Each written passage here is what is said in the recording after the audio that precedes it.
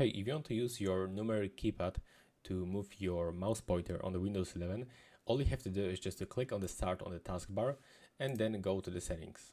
Next, we'll have to go into the accessibility, and from here we'll have to go for the mouse.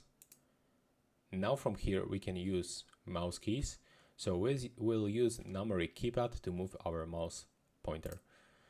And first, I can recommend you to use this feature only when the num lock is turned on. So we have to click on the num lock button to turn on the numeric keypad. And after this, take a look. I'm gonna click and hold the 4 on my numeric keypad, and my mouse is actually moving to the left side. And there's also one trick how to speed them up.